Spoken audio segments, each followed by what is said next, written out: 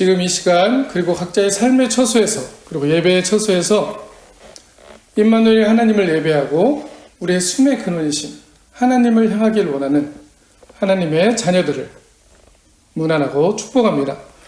오늘은 성서 본문 이사야서 55장 6절에서 11절의 말씀을 가지고 틀림에서 다름으로 라는 제목으로 하나님의 지혜를 구하며 말씀을 나눠보고자 합니다. 틀림과 다름이라는 말은 우리의 일상에서 아주 자주 사용하는 말입니다. 그런데 우리의 삶의 꼴을 들여다보면 우리의 삶에서는 틀리다라는 언어를 다르다라는 언어보다 더 자주 사용하고 있는 것을 또한 발견합니다. 이것은 무슨 이야기일까요?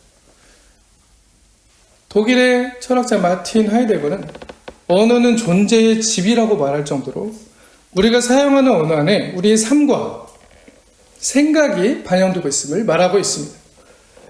목사님 틀린 게 아니고 틀린 게 틀린 거고 다른 게 다른 거지. 그게 무슨 상관이 있습니까? 라고 물어보시는 분들도 계실 것입니다. 맞습니다. 틀린 게 틀린 거고 다른 게 다른 것입니다.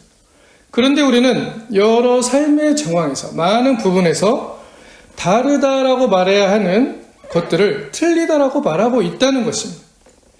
그러면서도 그것이 수정되어야 하는 필요성조차 느끼지 못하고 그 생각이 옳다라고 생각하며 살아간다는 것이죠. 그리고 그 생각이 바로 우리의 삶과 신앙의 전반에 엄청난 영향을 심지어는 어떠한 왜곡된 영향을 미치고 있다는 것을 알지 못한다는 것도 이야기하고 있는 것입니다.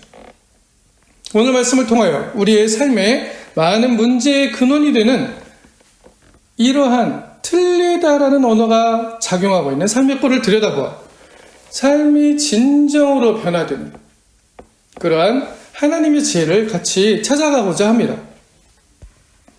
이 틀림과 다름에 우리의 생각의 전환이 왜 중요한지를 살펴보기 위해서는 우리는 우리의 삶의 모습과 나 자신, 즉 자기를 들여다보아야 합니다.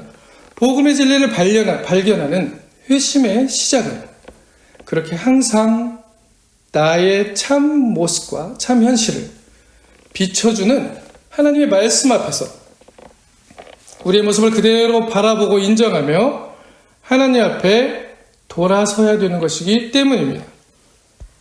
오늘 성서 본문 7절부터 8절에 보시면 6절부터 볼까요? 6절부터 보시면 너희는 여호와를 만날 만할 때에 찾으라. 가까이 계실 때에 그를 부르라. 악인은 그의 길을 불의한 자는 그의 생각을 버리고 여호와께로 돌아오라. 그리하면 그가 긍휼히 여기시리라. 우리 하나님께로 돌아오라. 그가 너그럽게 용서하시리라. 이는 내 생각이 너희의 생각과 다르며 내 길은 너희의 길과 다름이라. 여호와의 말씀이니라 라고 말씀하십니다. 오늘 성서 본문에서는 악인의 길, 불의한 자의 생각을 말하고 있습니다. 그러면서 하나님의 생각이 우리의 생각과 다르다라고 말씀하십니다. 그러면 불의한 자는 누구입니까? 바로 우리의 생각과 우리의 길이 바로 불의한 길이라고 성서는 이야기하고 있는 것입니다. 하나님의 생각과 우리의 생각은 다르다라는 것이죠. 이것이 바로 성서가 직설적으로 우리의 현실을 이야기해 주는 것입니다. 그리고 너희의 생각과 내 생각은 다르기 때문에 너희의 생각이 맞다라고 얘기하는 것이 오류가 있을 가능성이 아주 농후하다는 것을 성서는 얘기해 주고 있는 것입니다. 심지어 그것이 다르다라고 얘기하고 있다는 것이죠. 이것은 우리의 현실을 보여주며 하나님 앞으로 다가오는 간절히 바라는 아버지의 모습을 이사야서가 외치고 있는 것이고 성서가 우리의 삶에 요청하고 있는 것입니다. 제발 나를 제대로 바라보고 하나님의 말씀을 통해 나를 발견하라는 얘기를 하고 있는 것이죠. 성서는 이렇게 우리가 처한 현실을 그대로 진술해주고 있습니다. 나의 영혼의 현주소를 이야기하고 있는 것입니다. 그리고 이것을 통해 틀림과 다름을 오해하고 분별하지 않고 사용하고 있는 우리의 삶의 모습들을 이야기해주고 있다는 것이죠. 인간이 왜 틀림이라는 언어를 더 사용하고 그렇게 삶을 구성하며 살아가고 있는가? 정말 성서가 그것을 말하는가라는 것을 깊이 살펴보시길 바랍니다. 오늘 함께 살펴보길 원합니다. 이 성서의 본문을 읽으면서 우리는 하나님께 나오지 않으면 지옥으로 갈 것이다. 하나님의 말씀을 대로 살지 않으면 벌을 받을 것이다 라는 두려움을 갖게 하는 본문이 아니라는 것입니다. 성서는, 하나님은 그렇게 우리를 지옥을 가지고 협박하는 존재가 아니라는 것이에요. 벌을 가지고 우리를 두렵게 하는 존재가 아니라는 것을 성서는 지속적으로 얘기해주고 있습니다.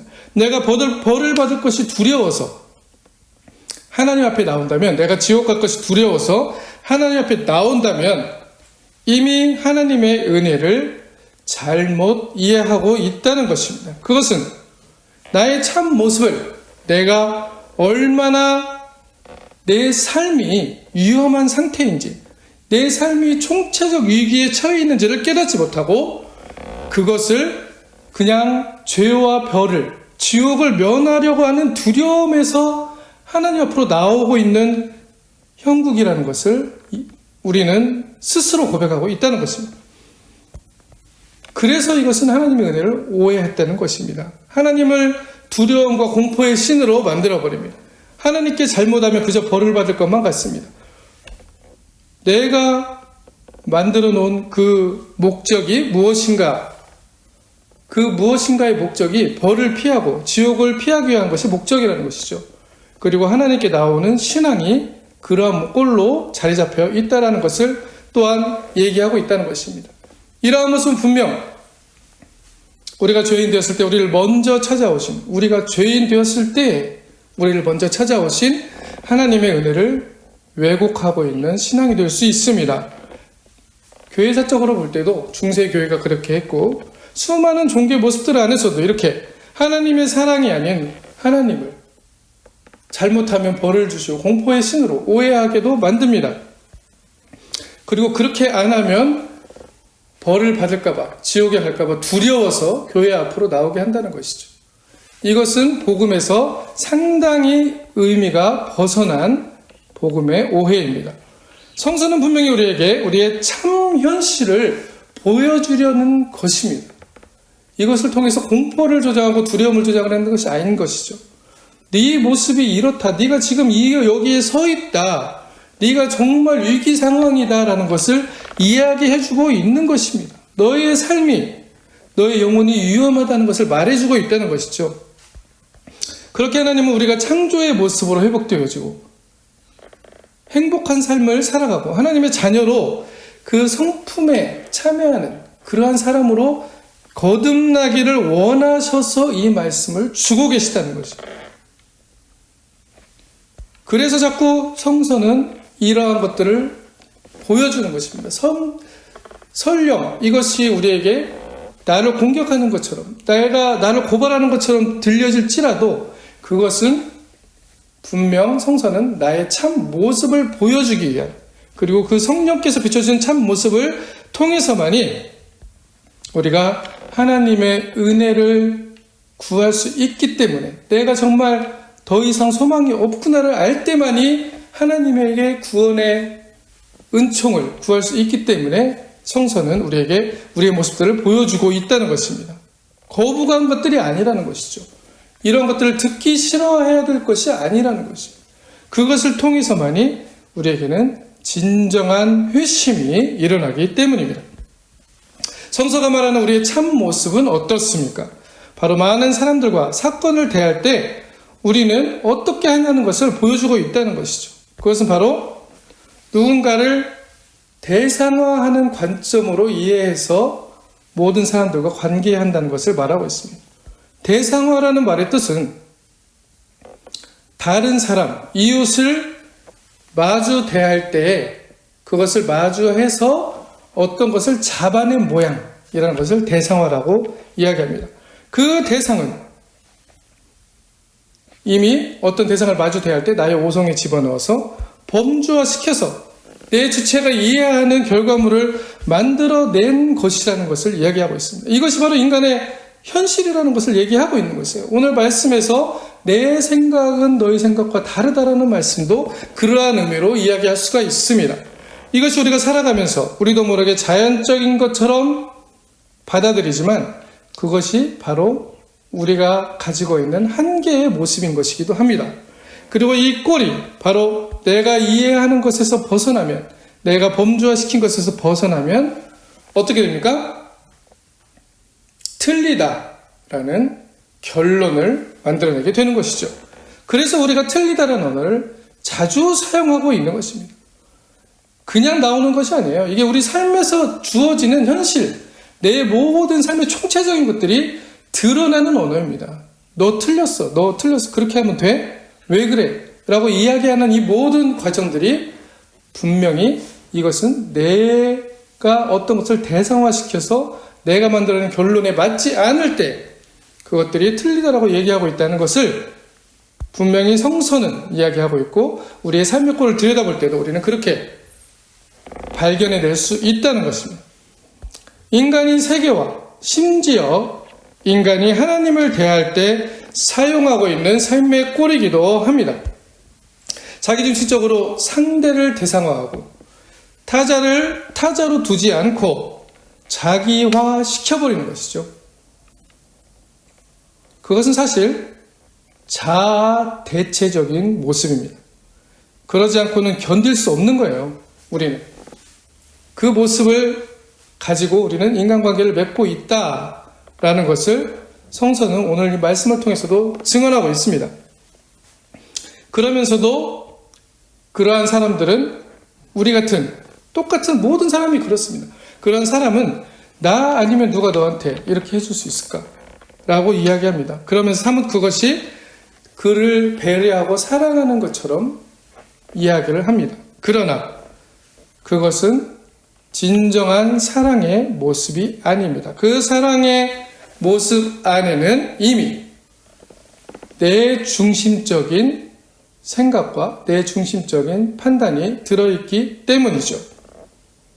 자기중심적 대상화에서 나온 것도 모를 정도로 우리는 자기로 충만한 삶을 살고 있다는 것입니다. 성서는 이것을 스스로 속이는 자라고 이야기합니다. 그것이 바로 오늘 이사야서에서 말하는 불의한 생각이고 악한 길이라고 얘기하는 것입니다. 다른 것이 악한 길이 아닙니다. 바로 이러한 것들이 바로 불의한 생각이고 악한 길이라고 이야기하는 것입니다. 그러면 이 대상화에 반하여 또 하나의 상대화라는 말이 있습니다. 이것은 바로 하나님이 우리에게 사용하고 있는 우리를 대하는 방식이기도 합니다. 오늘 성서 본문에 하나님은 너희 생각이 틀리다 라고 말하고 있지 않습니다. 하나님은 우리를 있는 그대로 받아주시면서 나의 생각이 너희 생각과 다르다라고 말씀하십니다. 분명히 그분은 우리에게 그거 틀렸어 라고 말할 수 있는 권위와 능력을 가지신 분입니다. 그러나 하나님은 우리에게 그렇게 말씀하지 않으시고 우리의 생각과 다르다라는 말씀하십니다. 오류와 문제투성이인 우리의 모습을 그대로 받아들여 주시는 놀라운 하나님의 사랑이 드러나는 또 하나의 진술이기도 한 것이에요. 이 상대라는 말의 뜻은 이와 같이 서로 마주 대함을 말합니다. 서로 다른 하나님의 형상들이 서로 마주 대하고 있다는 것입니다. 어떤 때는 모순적인 형태로 나타나기도 하고 어떤 때는 서로 다른 목소리를 가지고 자기의 삶을 이야기하기도 합니다. 하지만 하나님은 우리를 있는 그대로 우리 모습 그대로 받아들여주고 있다는 것이죠. 하나님의 사랑의 방식이 바로 이것이고 하나님이 말씀하시는 사랑은 바로 이러한 것이라고 성서는 증언해주고 있는 것입니다. 이 사랑에는 오래 참음이, 온유함이 그리고 기다림이 있는 사랑인 것이죠. 모순을 그대로 쌓아안고 모순 가운데서 모든 삶의 다양한 모습들 가운데서 나와 이웃들 간의 관계를 어떻게 해야 할 것인지를 성서는 말씀해주고 있는 것이죠. 우리의 삶이 이렇게 다른 이들을, 내 가족을 상대화하고 있습니까? 아니면 대상화, 나의 범주에 집어넣어서 내 생각과 나의 이성으로 쑥 빼낸 결과물을 가지고 그것을 거기에 맞추라고 하는 대상화를 하고 있습니까? 라고 물어볼 때 우리는 고백하지 않을 수 없습니다. 대부분 우리가 맺는 인간관계는 대상화하여 다른 사람들을 바라보고 있다는 것이죠.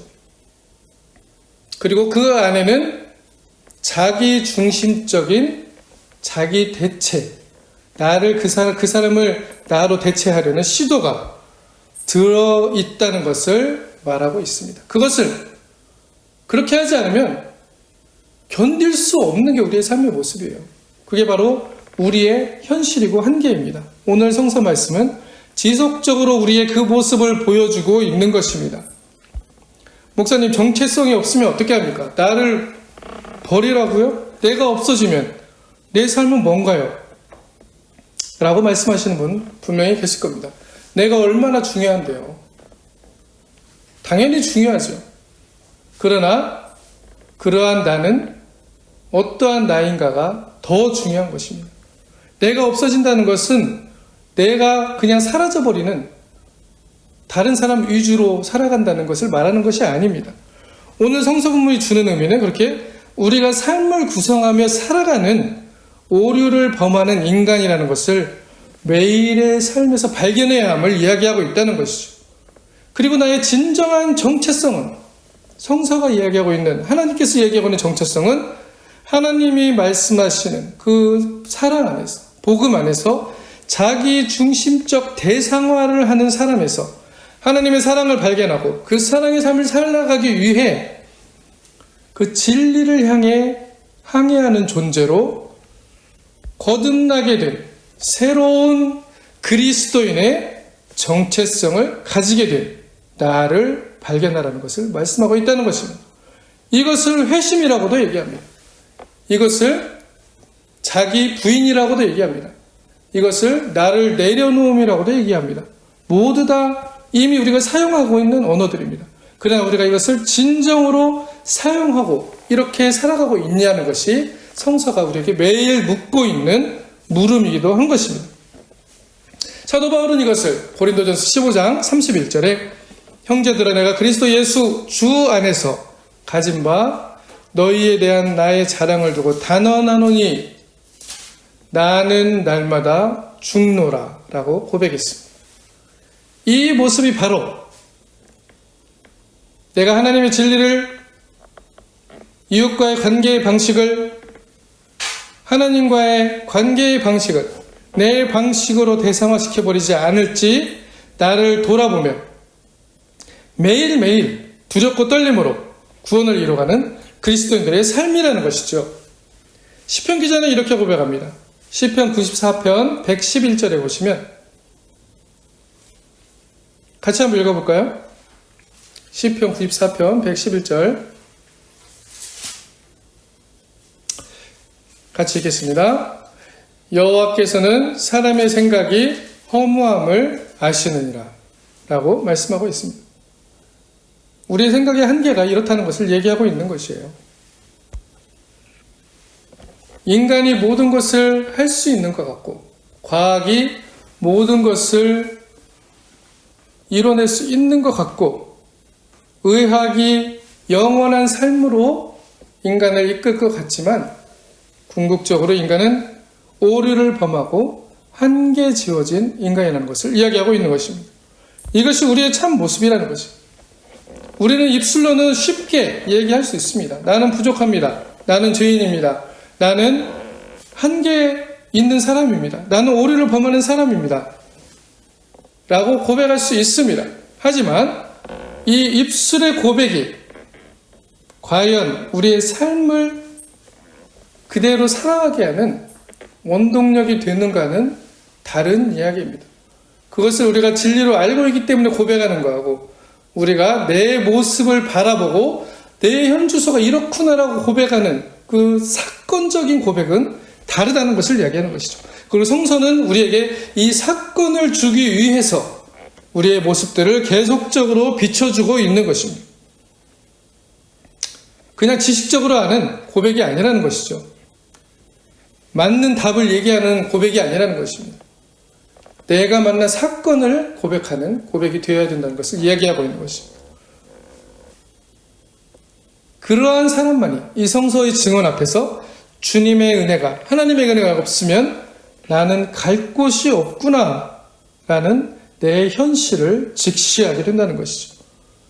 그리고 그러한 모습을 하고 있으면서 내 방식대로 나도 모르게 나의 삶을 재단하고 다른 이들의 삶을 재단해온 나의 모습들, 그리고 나의 신앙까지도 재단해온 나의 모습들을 그대로 인정하고 거기에서 나타나는 그 엄청난 충격들이 주님의 은혜만이 나를 구원할 수 있습니다라는 진정한 구원의 요청으로 나아갈 수 있다는 것입니다.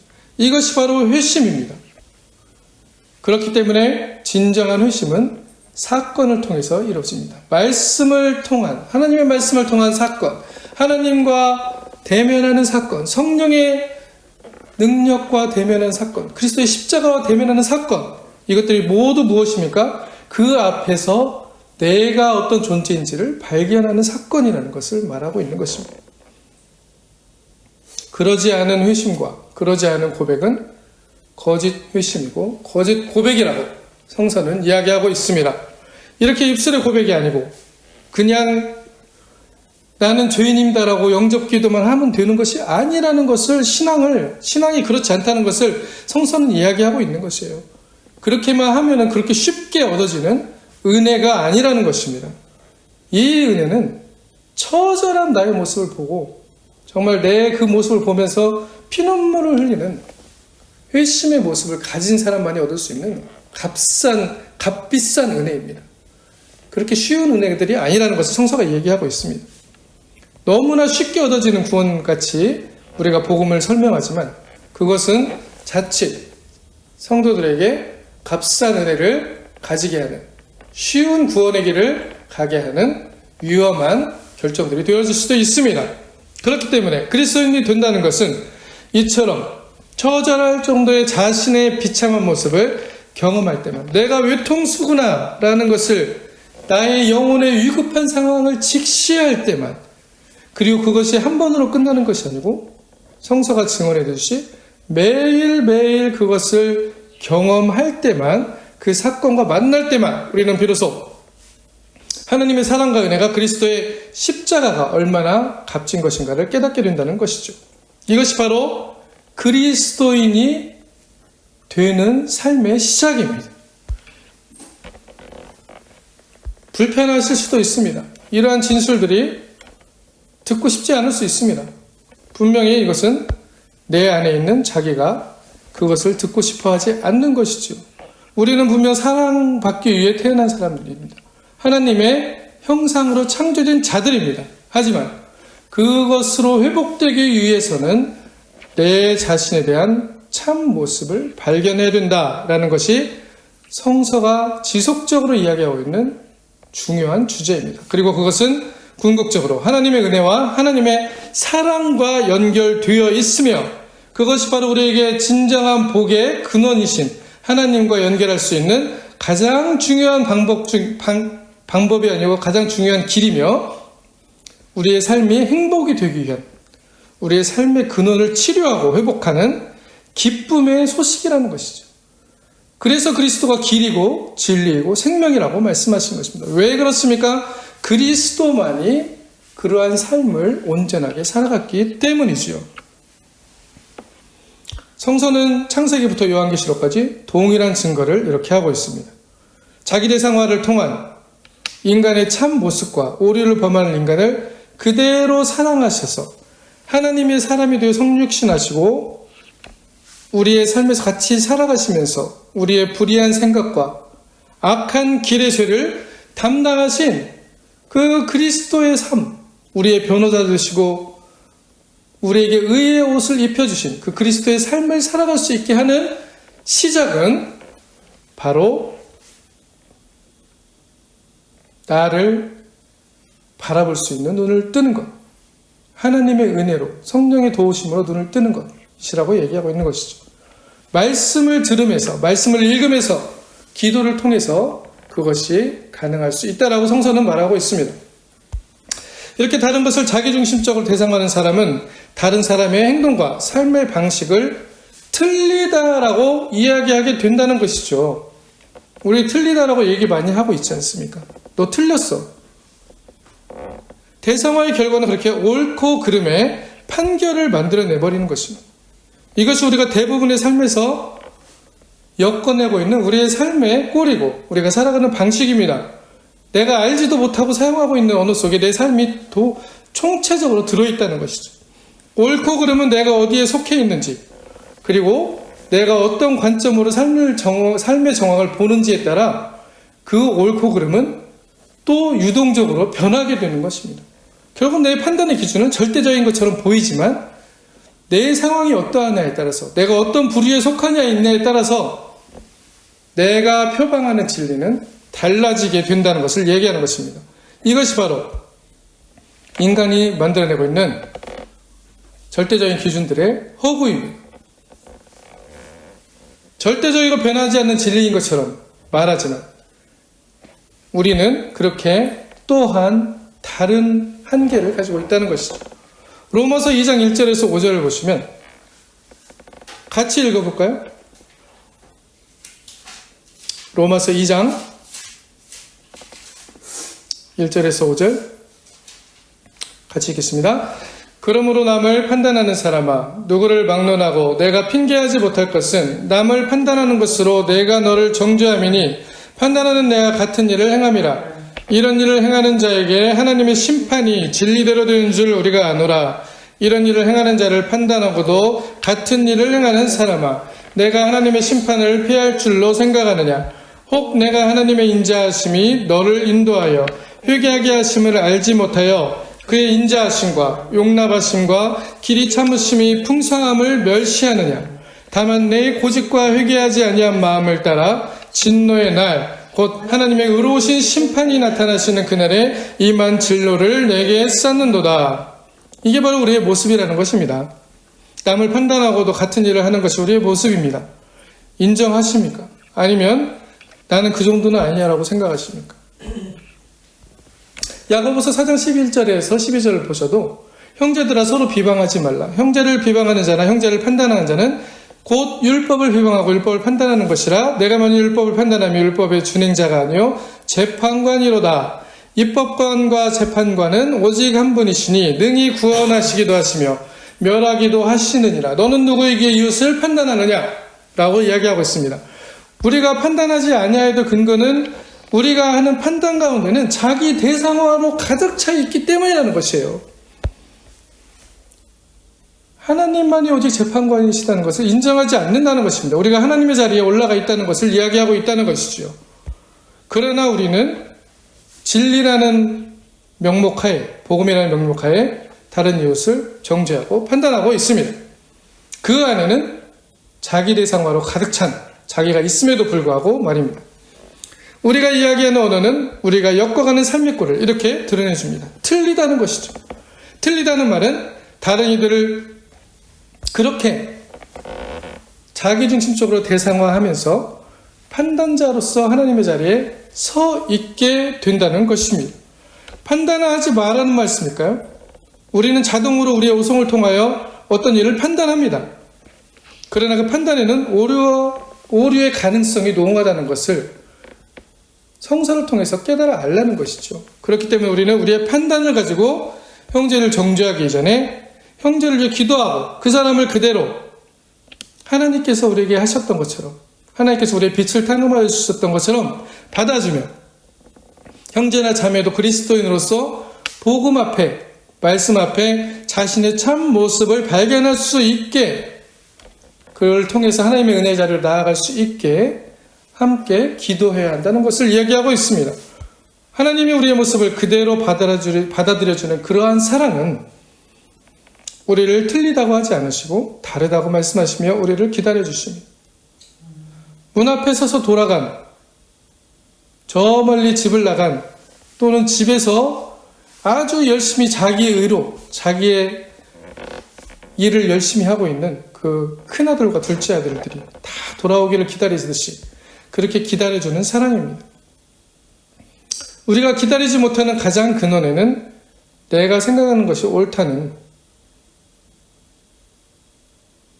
성서의 진리와 내 생각이 동일하다는 생각까지도 가지고 들어가는 그러한 판단을 가지고 우리의 삶에서 그 판단을 관철시키려고 하기 때문이죠. 거듭 이야기하지만 그 배후에는 자기중심적인 대상화의 모습들이 들어있을 가능성이 농후하다라고 성서는 이야기하고 있습니다. 현대는 더욱더 그러한 판단의 시대입니다. 저번 주에 말씀드린 분노의 시대에 이어서 판단의 시대입니다. 온갖 SNS와 뉴스, 포털 사이트에 온갖 주장들이 난무합니다. 그리고 그것들이 자신들이 말하는 것이 나의 목소리가 옳은 것이라고 주장합니다. 절대적인 진리라고까지 말합니다. 하나님의 이름으로 말한다고까지 이야기합니다. 그런데 그것의 열매는 어떠합니까? 그 주장이 관철되지 않고 진리라고 표방하는 것이 받아들여지지 않을 때 그들은 분노하고 대립하고 폭력을 사용하기까지 합니다. 그러한 삶의 꼴을 성서는 진리라고 이야기하고 있지 않습니다. 그리스도가 그러한 삶을 살아가지 않았기 때문이죠. 우리는 분명히 이러한 모습에서 다른 일을 향한 손가락을 이제 거두고 성서가 비춰주는 나를 바라보아야 합니다.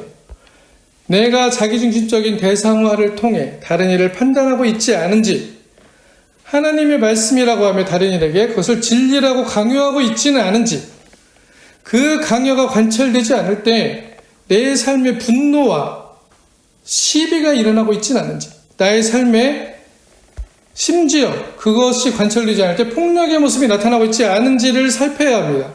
그렇게 나타나는 삶의 꼴은 분명 하나님의 나라의 진리의 열매들이 아니기 때문입니다.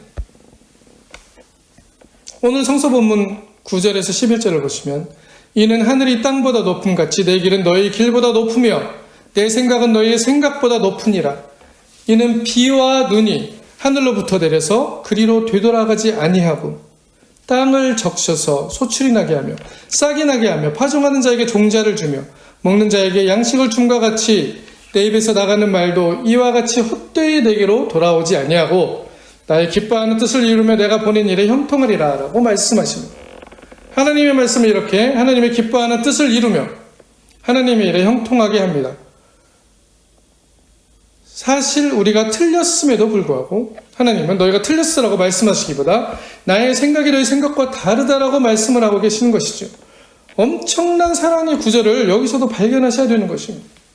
우리를 창조한 신이 우리에게 틀렸다라고 할 수 있지만 그러한 언어를 사용하지 않고 있다는 것입니다.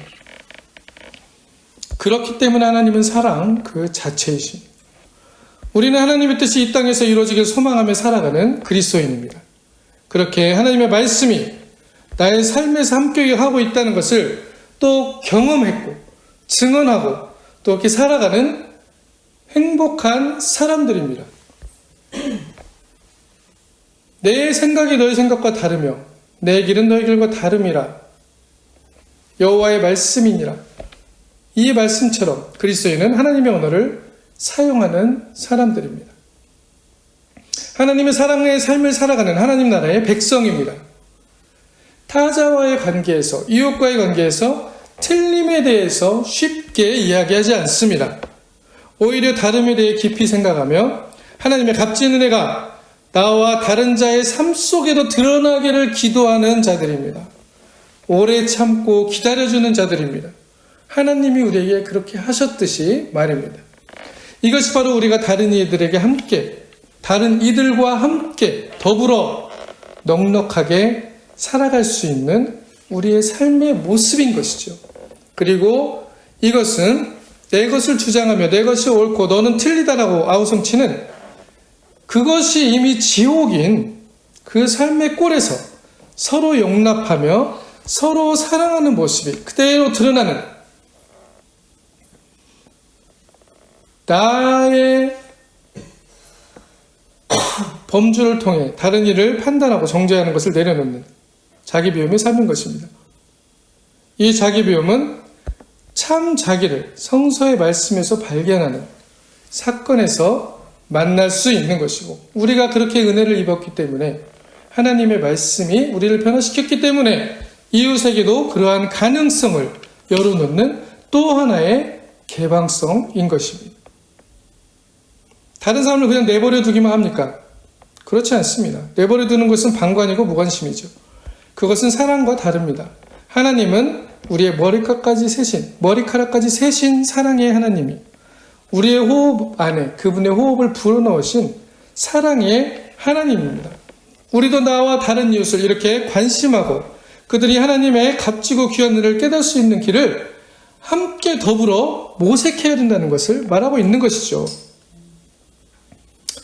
이렇게 살아가는 삶 자체를 우리는 기도하는 삶이라고 할 수 있습니다.